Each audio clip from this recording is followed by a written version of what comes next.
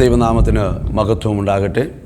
അനുഗ്രഹിക്കപ്പെട്ട നല്ല സമയത്തിന് ഞാൻ ദൈവത്തെ സ്തുതിക്കുന്നു, വാഴ്ത്തുന്നു, സ്തോത്രം ചെയ്യുന്നു. വീണ്ടും ഒരു വീഡിയോയിൽ കൂടി നിങ്ങളെ കാണുവാൻ കർത്താവ് കൃപ ചെയ്തത് ഓർത്ത് ഞാൻ ദൈവത്തെ സ്തുതിക്കുന്നു, വാഴ്ത്തുന്നു, സ്തോത്രം ചെയ്യുന്നു. ദൈവമായ കർത്താവ് നിങ്ങളെ അനുഗ്രഹിക്കട്ടെ.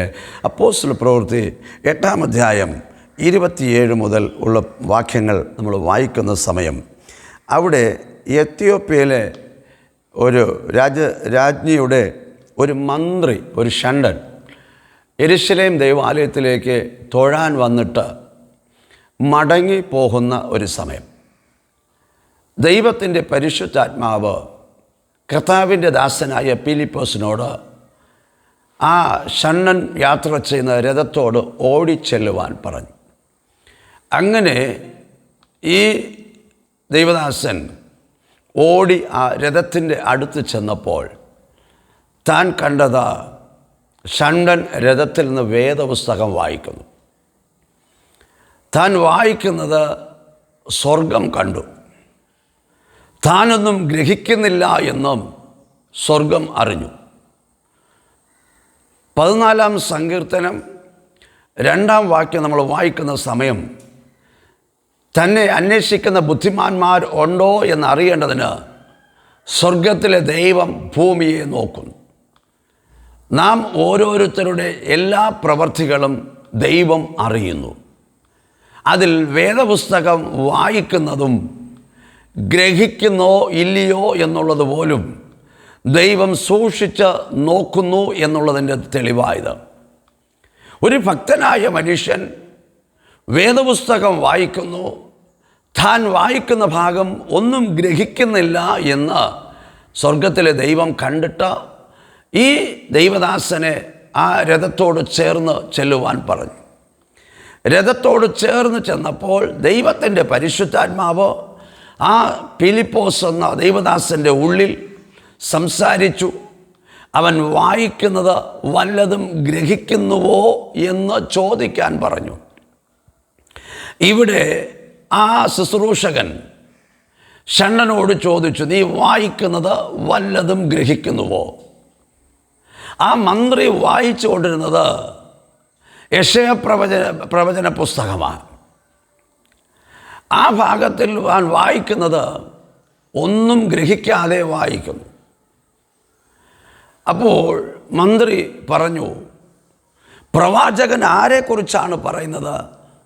തന്നെക്കുറിച്ചാണോ മറ്റൊരാളെക്കുറിച്ചാണോ? ഒരുത്തൻ എനിക്ക് പൊരുൾ തിരിച്ചു തന്നില്ല എങ്കിൽ എനിക്കെങ്ങനെ അറിയാൻ പറ്റും? തനിക്ക് പ്രവാചകൻ ആരെക്കുറിച്ച് പറയുന്നു, അവിടുത്തെ സംഭവം എന്താണ് എന്ന് താൻ ഗ്രഹിക്കുന്നില്ല, താൻ വായിക്കുന്നു. ഇവിടെ ദൈവവചനം വായിക്കുന്ന നമ്മൾ ശ്രദ്ധിക്കണം. ഞാൻ വായിക്കുന്ന ഭാഗം ഗ്രഹിക്കുന്നുവോ? നമുക്ക് ഗ്രഹിക്കാൻ പറ്റുന്നുവോ?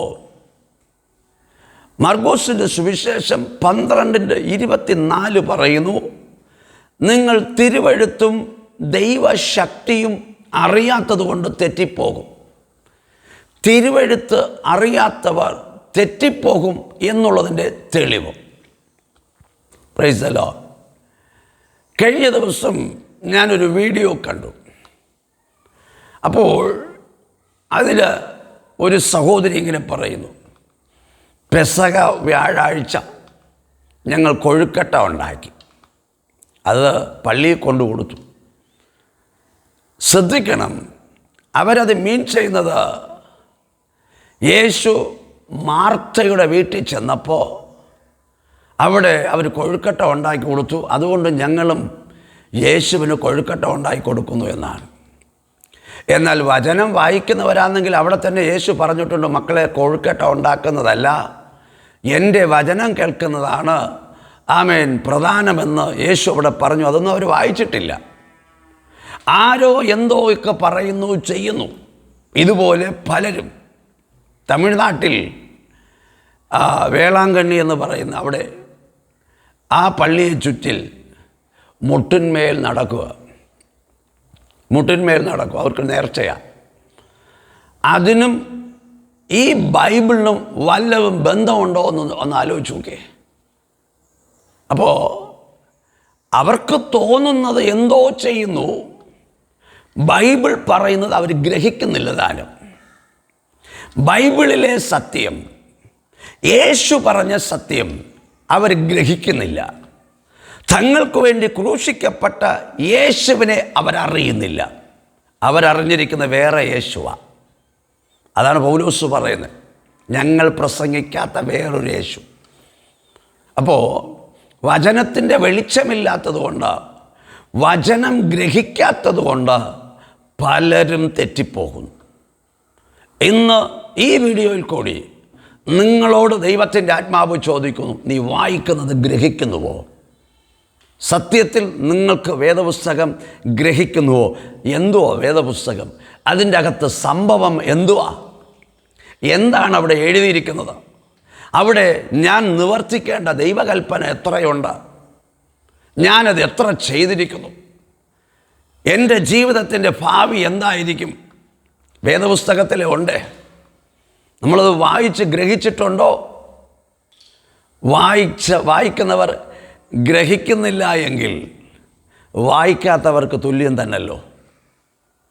വായിക്കുന്നവർ തിരുവചനം ഗ്രഹിക്കുന്നില്ല എങ്കിൽ വായിക്കാത്തവർക്ക് തുല്യമാണ്.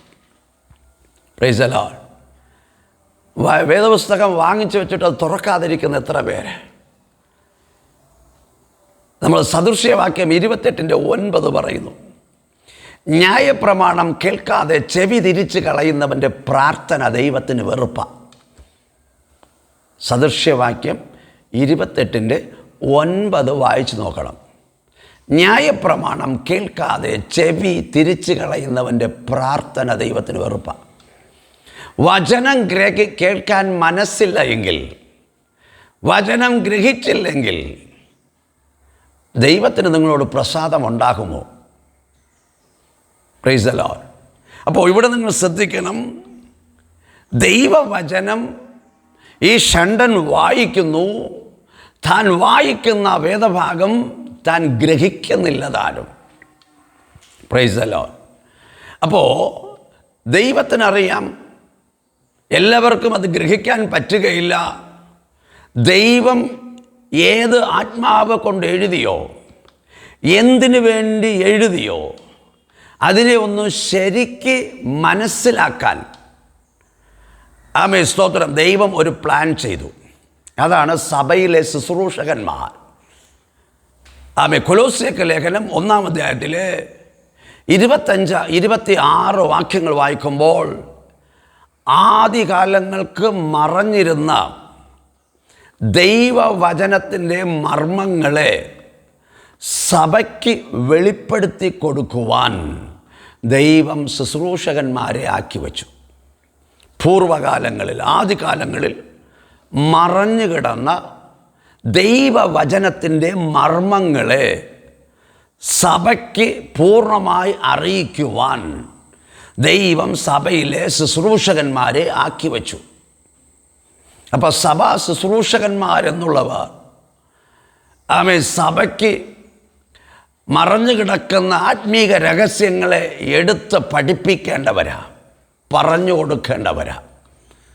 ആകയാൽ എന്നെ കേൾക്കുന്ന പ്രിയമുള്ളവരെ, നിങ്ങളുടെ ശുശ്രൂഷകന്മാരിൽ നിന്നും നിങ്ങൾക്ക് ദൈവം അയച്ചു തരുന്ന ശുശ്രൂഷകന്മാർ, അവരിൽ കൂടി നിങ്ങൾക്ക് ലഭിക്കുന്ന ദൂതുകളിൽ കൂടിയൊക്കെ ആ ആത്മീക മർമ്മങ്ങളെ പഠിക്കാനും ശ്രമിക്കാനും ആത്മീകമായി വളരാനും ശ്രമിക്കുക.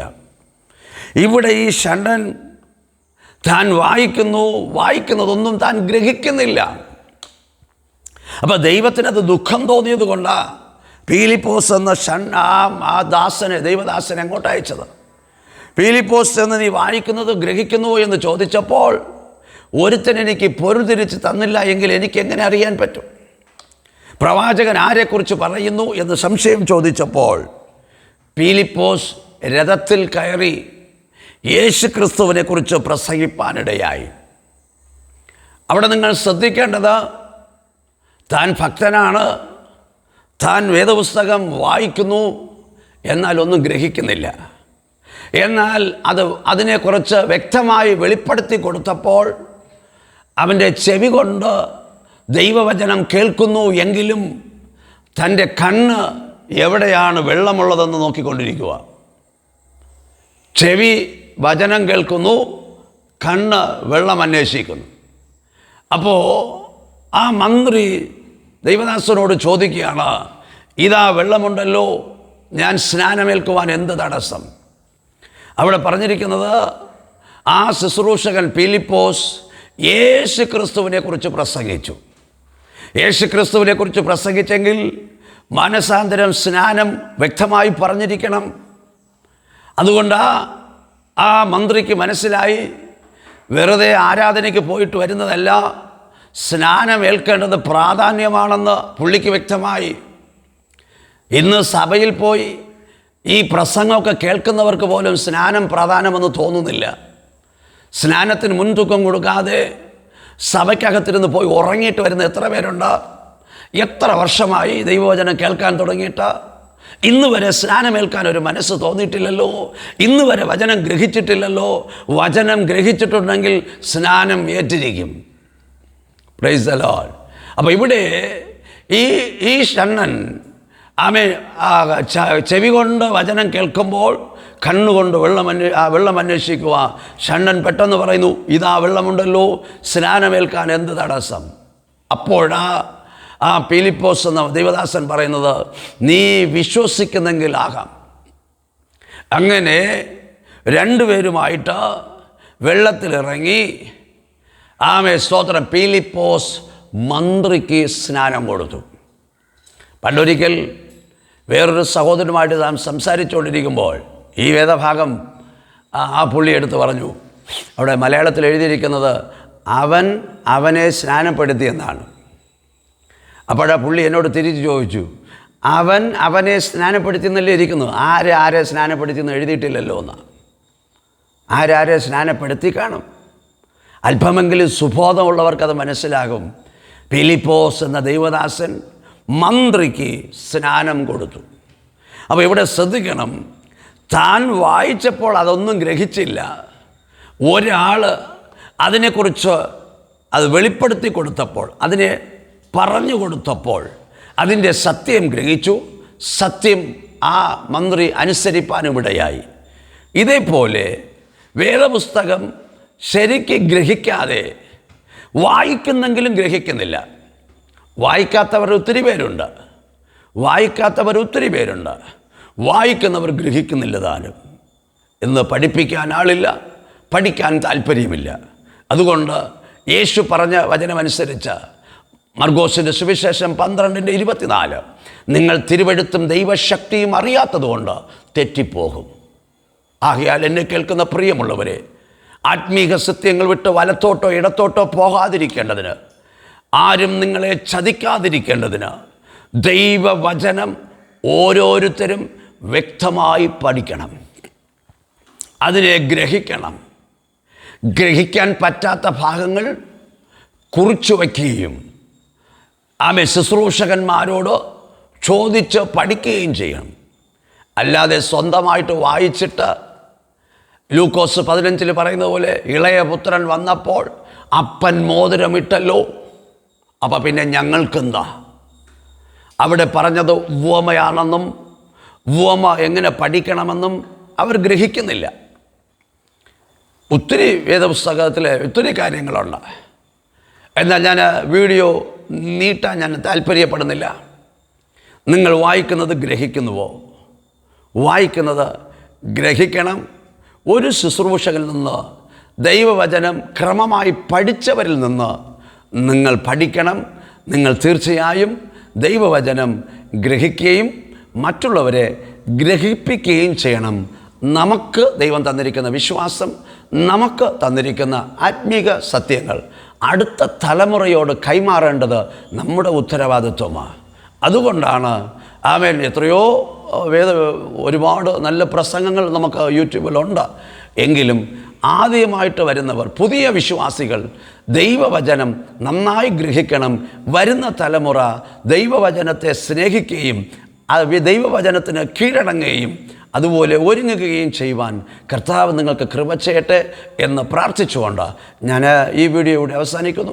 തുടർന്ന് മറ്റൊരു വീഡിയോയിൽ നമുക്ക് കാണാം. അതുവരെയും ദൈവം നിങ്ങളെ അനുഗ്രഹിക്കട്ടെ. സ്തോത്രം.